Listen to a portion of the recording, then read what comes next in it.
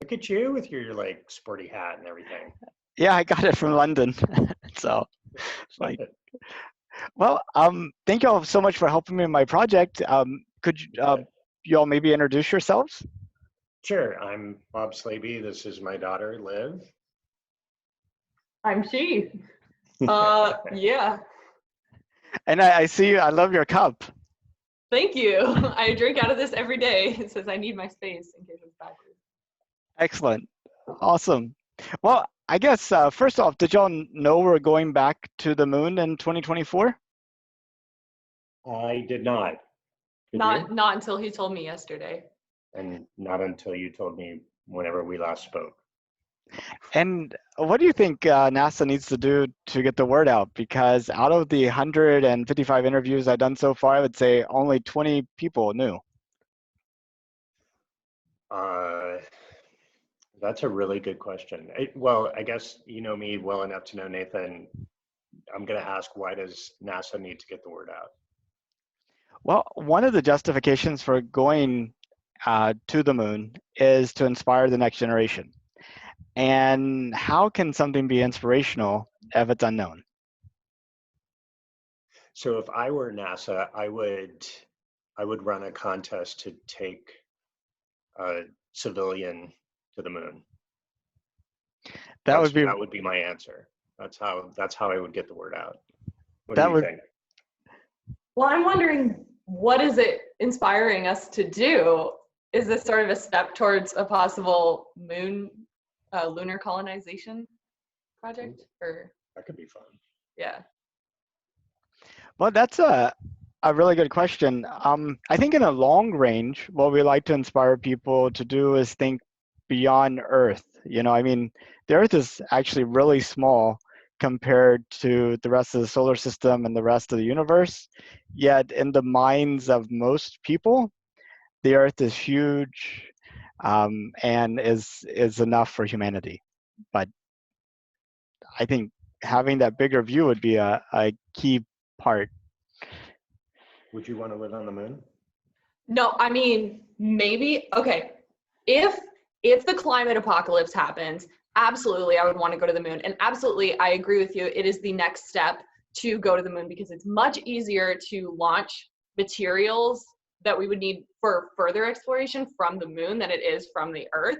So, and just like by nature, I mean, we expanded to cover the whole globe. So obviously we'll go to space next. So I do believe that we will establish some sort of colony on the moon. However, I would not want to be part of that initial colonization effort because that sounds miserable to have to be part of the first, like the people who settled America. I mean, the Europeans who came to America stepped all over it. They had a bad time. So, I mean, would you want to live on the moon? No. Okay. No, just because it doesn't seem, you'd have to recreate nature in a sense as we know it. And I think, um, a dark place absent of vegetation isn't particularly appealing. And I don't think I'd want to work that hard to try and create it. I don't know where you want us to go, Nathan, but we're having fun. Yeah, I think the thing about the climate apocalypse is that barring something like turning Earth into Venus, the Earth would still be easier to colonize than like some other place in space because like the moon, no atmosphere, 1/7 of gravity, doesn't have a magnetosphere. Solar winds and gamma particles, cosmic rays is an issue. And then Mars is like so cold, and it also doesn't have a magnetosphere, and its atmosphere is extremely thin. So like from a climate perspective, I mean, awful. I Yeah, know. but all of that is counterbalanced by the fact that it's cool to live in space.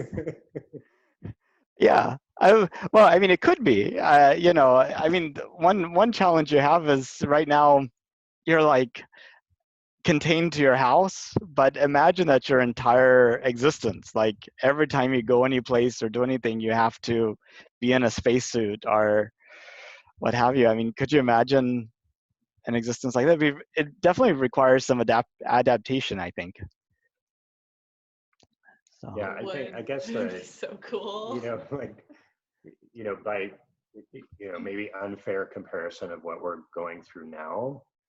And I know for me personally, like adapting is not that fun. I can't imagine everything you just described and what it would take to live on the moon, but that would be something that would interest me. So I would it, miss more than anything. I'd miss, kind of kind of natural setting and being able to walk in the mountains and go to the beach and all that stuff. So not yeah, appealing. But it, back to the question, Nathan, because you were asking like the next generation being interested in space exploration and that sort of thing. Beyond that, beyond colonizing space, why is it, to Liv's question, why is it important for next generations to care? well, one thing is there's rare earth metals, which are actually from asteroids, but are meteors, that are important for creation of electronics and other things. And there's only a few little reserves for them in the earth, and most of those are like in China actually. But these might be abundant on the moon actually. So there might be some mining opportunities. And if you look at Elon Musk and Jeff Bezos, they both have completely different kind of views on space.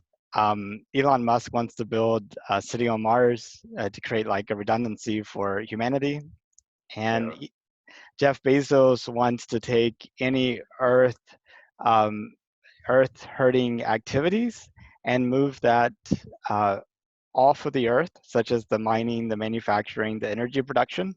And so one thing is you could actually create solar panels using materials on the moon, launch them cheaper, back to Liz's point about it being easier to launch from the moon than from the Earth, and then put them in orbit around the Earth and beam the power down, which could, the way that we're increasing our energy consumption, you would not be able to put enough solar panels on the Earth with the energy that we'll be using in 100, 200 years from now.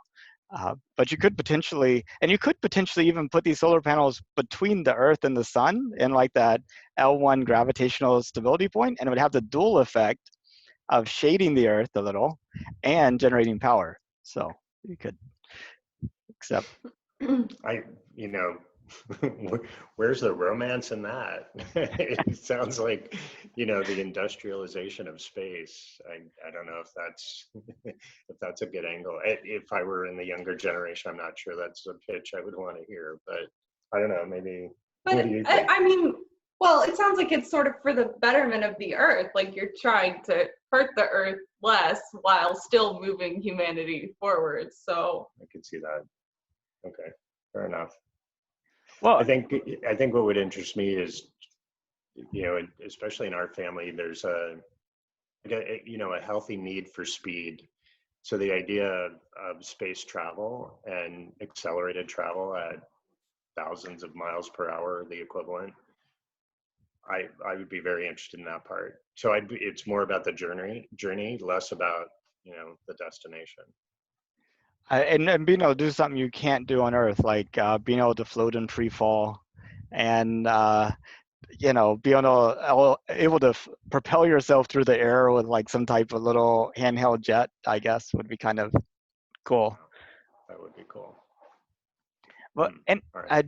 Jeff Bezos, he went to Princeton, and at Princeton there is this physicist who Jerry O'Neill, who talked about building like big space structures in space. Got it. That and these would be like self-contained ecosystems that would be, uh, you could have them like fairly close to Earth. So maybe people don't even live on planets at all in the future at some point. We just create completely artificial worlds that are completely customized for us. cool. Yeah. Sweet. I kind of like it here. I think we should take better care of Earth. So Yeah, but like, are we going to? Is it too Yeah. late? That's the question. Yeah. And we're gonna keep going outwards. So it's just a matter of what that's gonna look like. Yeah. And we could have several different worlds. You know, this could be like the polluters world and the non-polluters world, and we could just see how they turn out. Oh, like a Yeah. healthy competition. There you Yeah. go. Yeah, over here, you know, you could create whatever you want. Don't worry about it, and then come back a few decades and see who's happier. Oh. Okay. Okay. I could see. Now you've got me thinking. Well, would you live on another planet or in one of these freestanding space structures? I always tell my nephew, and he laughs at me for it. He's 8, so that's okay. But that that I plan to retire on the moon, so you'll have to come Awesome. visit me. We'll have Oh. we'll be at the South Pole of the moon and have a nice view of Earth on the horizon going around as the Earth rotates. I mean, as the moon goes around the Earth. So that's kind of my dream.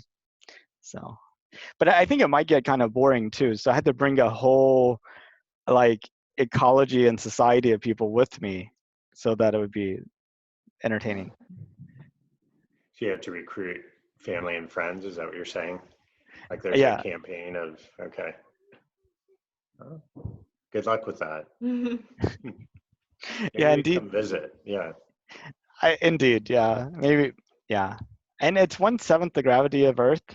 So, you know, if you stay there for a long time and then you came back to Earth, it could be a little bit more difficult to get Yeah. So reacclimated. why is that? Like what happens? What I, happens I, to you in low gravity? I think the body is very efficient and only maintains structures that it needs for as much as it needs. So, um, you know, if you don't need strong bones, then it's going to figure out something to do with that calcium. And if you don't need strong muscles, it's going to use that for something else. So Yeah. Huh. Hadn't thought about that. Oh yeah, no, it does kind of wreak havoc on your body. Hmm. Fun. Good. yeah. All right. What else do you have for us, Nathan? What else? Okay, so us going to the moon in 2024, you think a good thing or misplaced priorities? Ooh. That's a question for you. I mean, right now it sounds like misplaced priorities, but also, well, also I don't know what the world will look like in 2024. So, I mean, okay, actually, I would kind of consider space travel a priority. So, yeah, I'll say, all right, do your thing. Like a top 5 priority? Would you like Probably not top 5. top 10? I don't know. How about rank these 5 things? Maintaining a credible nuclear deterrent, improving free trade around the world, the fixing the environment, dealing with global health issues, and us going into space in 2024. Shoot. You want to go first, or? I would put space travel probably ahead of nuclear deterrent, which probably is reckless, but let's just say, you know, it's nice to be optimistic once in a while. But not ahead of, you know, health and caring for the earth and Yeah, I'm what do gonna you go think? health, environment, forgetting the other ones. Yeah. Ooh. Yeah, what was the- trade? There's Oh, trade. trade. Trade to me is like if we could cooperate better, that's a good thing. So I'd probably put Yeah. that ahead of space Free travel trade, travel, Yeah. nuclear. and then nuclear deterrent. deterrent. How would you Uh, answer that, Nathan? Well, I've always, you know, we actually spend more of a year on maintaining our nuclear deterrent than we do on NASA, which is Whoa. kind of a staggering number. And I think, you know, even if the money we're spending on NASA is a complete throwaway, uh, using nuclear weapons on the Earth seems really like counterproductive. Uh, I think they used to have, an acronym for it, mutually assured destruction, MAD. I think it really Yeah. is. Right. So, Yeah, no, I agree. I just wonder how realistic. I don't know. It just feels like a ridiculously, like an even more absurd, crazy time right now. So, some level of, it would be nice if we cooperated more and had like a collective approach to self-preservation, which is probably why I feel like I wouldn't want to spend as much money on nuclear deterrent. But I don't know how realistic that is. The negative part of me is questioning the positive part. What else? so a lot of people have said opportunity cost in terms of going to space. Like, we should be fixing the environment, we should be feeding the poor, we should be taking care of our health and things like that. So all that was expected. But out of the 150 interviews, there's been kind of a reoccurring theme among some people about we should not go to space because we might mess up space. Like, we shouldn't go to the moon because Oh, we might mess it interesting. up, just like Earth. I was just wondering what you thought about that. That's a really interesting question. It's weird because immediately I have a completely different reaction. I'm like, oh, space is just ours to mess up. If there's no other life forms, whatever. But yeah, that is definitely an interesting ethical question, because a lot of, well, yeah, I guess I do feel like, I mean, if there's, I believe in like respecting living things. So my problems with how we treat the earth are about the negative effects on the life forms here. So if we're out doing things in space and it's not harming any life forms, tear it up. That's that's good. I hadn't What do really you thought think? about it that way. Um, I don't know. I tend to believe that we have an obligation to leave things a little bit better than how we found them.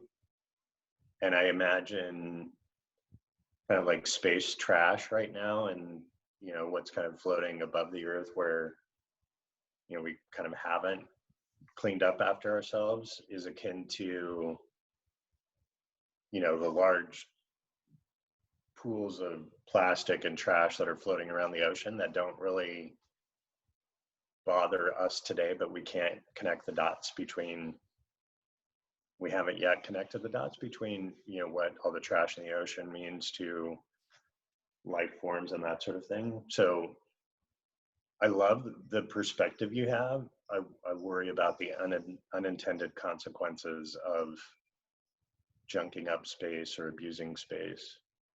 Well, do you mean the consequences on life forms? Well, yeah. So I So definitely agree with the connection then you it's made, then it's the same. but yeah, If you junk up space and it affects no one, which is kind of unrealistic, admittedly. yeah. But if you did and it affected no one and there was just junk floating out in space and it never hurt anyone, would you have a problem with Well, that? what do you think? There's life out there somewhere? I don't know. I think, oh, I don't know. Well, okay. You probably know about this, Nathan. Do you know what is it called? It's like some barrier that like life can't cross. And there's a chance that barrier is either ahead of us in our development or behind us. If it's I can't remember which is which, but basically it all boils down to it's very unlikely that there's other intelligent life, because either we've made it past the barrier and like no one else has because they haven't contacted us, or the barrier is still in front of us and every other advanced civilization has died out. and they haven't contacted us, and then we'll hit that barrier and we will also die out. So do you know, does that make sense?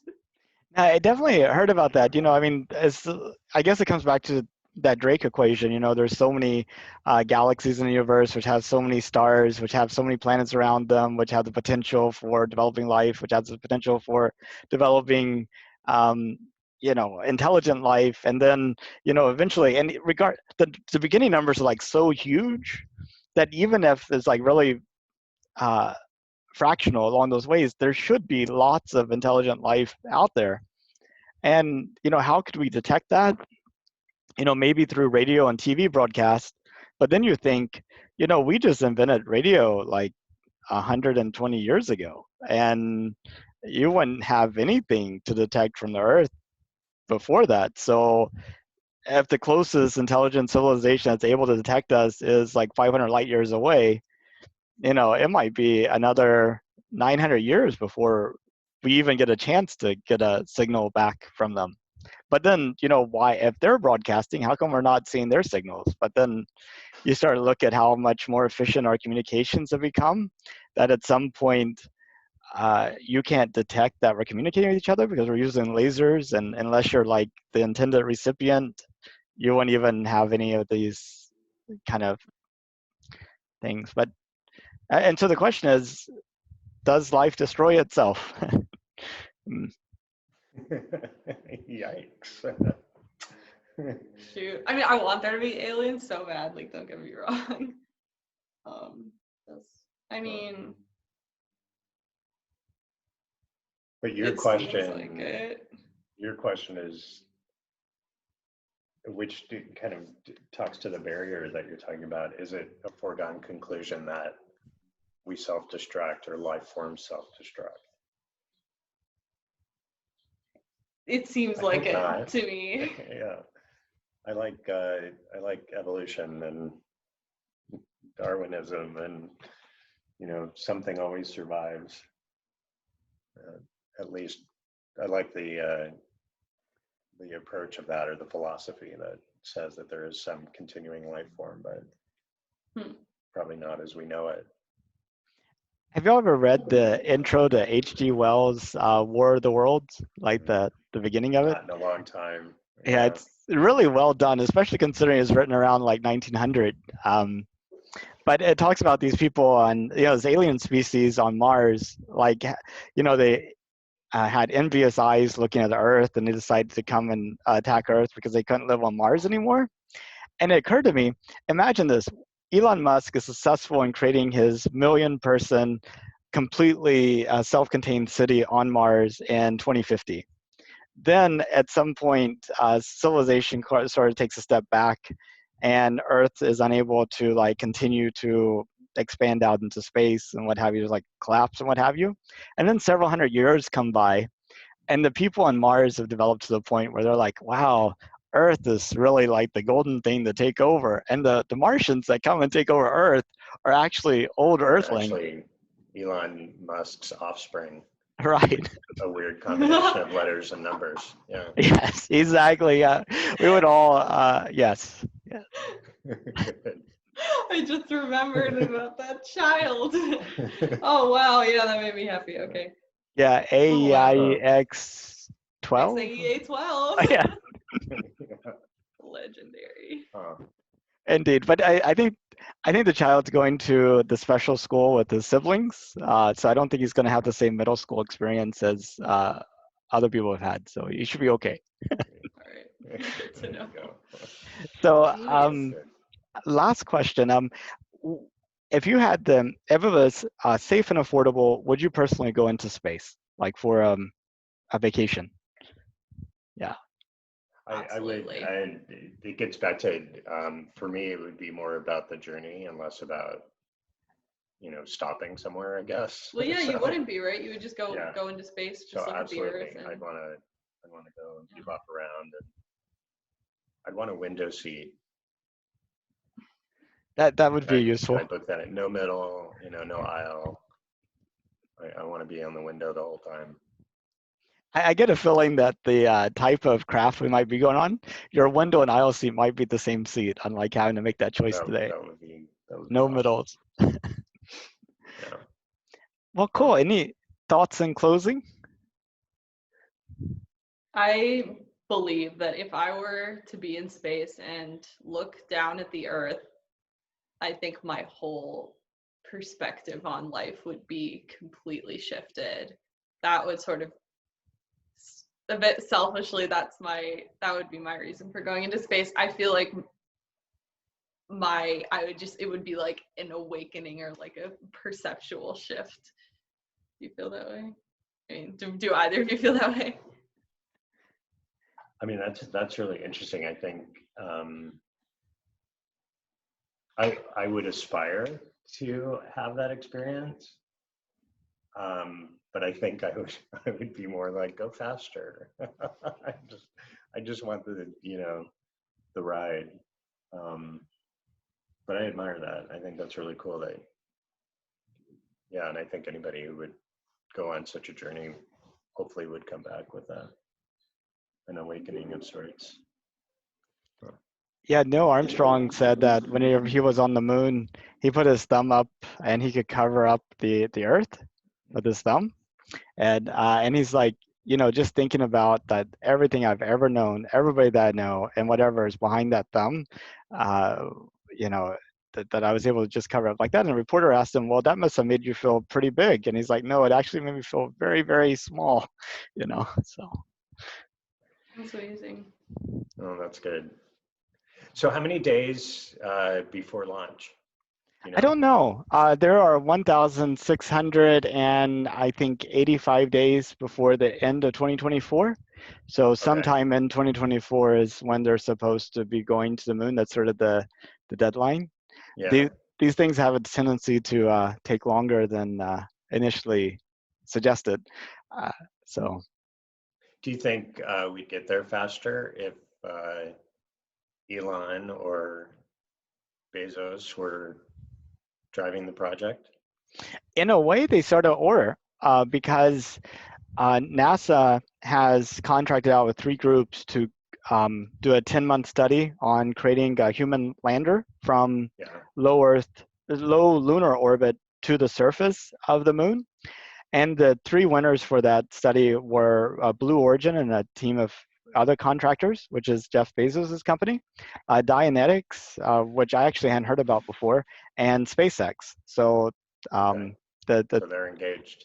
They are engaged, and I think it is very likely that SpaceX might end up doing the whole thing from soup to nuts, but that's not the official plan yet. I bet if that happens, it would be on time. I think it might be early. Elon is actually contracted with this Japanese billionaire to send him and a group of artists around the moon in 2023. So. Oh, well, there you go. The test flight. Yeah. Well, that's good. Yeah, they had a press conference about it last year, and the billionaire is like, hey, you should come with me. And he's like, oh, you're a very brave guy. You're a very brave guy. So not what you want to hear from your supplier, I suppose. Yeah. All right. Well, thank you all so much. I really appreciate your time. Yeah, this was fun. Thank you. It's good luck. Great to virtually meet you. Good to meet you too. I hope to talk again sometime. All right. Take care. Bye. Bye. Bye.